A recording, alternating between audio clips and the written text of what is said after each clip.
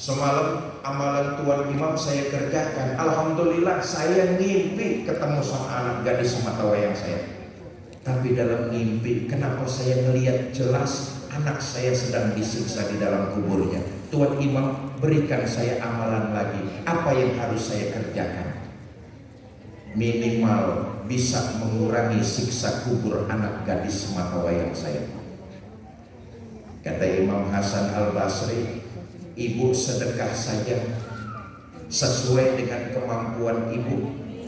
Ibu punya tenaga, punya ilmu, punya kue, punya uang, sedekahkan itu sesuai dengan kemampuan. Pahala sedekahnya kirim buat anak gadis ibu yang sudah meninggal dunia. Pulang nih ibu, hari berganti datang minggu, minggu pergi berganti dengan bulan. Si ibu ini gak datang-datang lagi ke tempat Imam Hasan Al-Basri. Satu malam Imam Hasan Al-Basri tertidur. Dalam tidur beliau mimpi ngelihat anak gadis cantik, wayu, semok,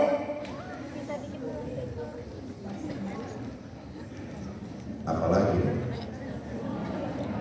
gemoy, kamu sih udah gemoy.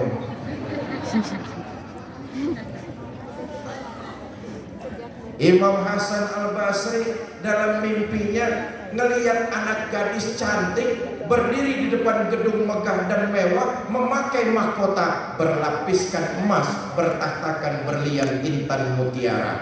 Kagum Imam Hasan Al-Basri, ada gadis cantik pakai mahkota berdiri di depan gedung megah dan mewah. Lagi kagum-kagumnya Imam Hasan Al-Basri, itu perempuan deketin, nyamperin. Imam Hasan Al-Basri gelagapan. Ya gelagapan lah, yang deketin perempuan cantik. Kalau urusan perempuan cantik enggak ulama enggak kita.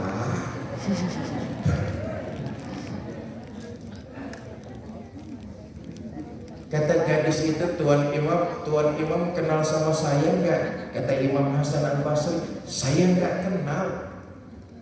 Tuan Imam, beberapa hari lalu datang seorang ibu minta amalan sama Tuan Imam. Tuan Imam berikan amalan sedekah. Pahala sedekahnya kirim buat anak gadisnya yang sudah meninggal dunia. Tuan Imam, ketahuilah, itu ibu saya. Satu hari ibu saya melakukan sedekah sepotong roti. Ya Allah, sepotong roti, pahala sedekahnya dikirim buat diri saya di alam kubur. Alhamdulillah, itu jadi wasilah terbukanya pintu rahmat Allah. Saya terbebas dari siksa kubur, wasilah sedekah yang dilakukan oleh ibu saya di alam dunia. Saya ulang, tiap kita pasti anak dari ibu dan bapak kita. Betul? Tiap kita pasti murid dari guru-guru kita. Apa yang kita rasakan hari ini, apa yang kita nikmati saat ini, apa yang kita punya sekarang ini, sadarilah itu perjuangan dari orang tua dan guru-guru kita. Tunjukkan bahwa kita berbakti kepada mereka. Dengan apa? Doakan, kirim pahala sedekah yang kita lakukan di alam dunia tanpa mengurangi pahala kita sendiri. Kalau kita bersedekah, pahalanya kita kirim buat mereka tanpa mengurangi pahala kita. Pahala itu akan sampai kepada keluarga dan guru-guru kita. Manfaat haul ini jelas. Yang pertama, buat almarhum. Satu. Yang kedua, manfaat haul ini buat kita yang masih hidup di alam dunia.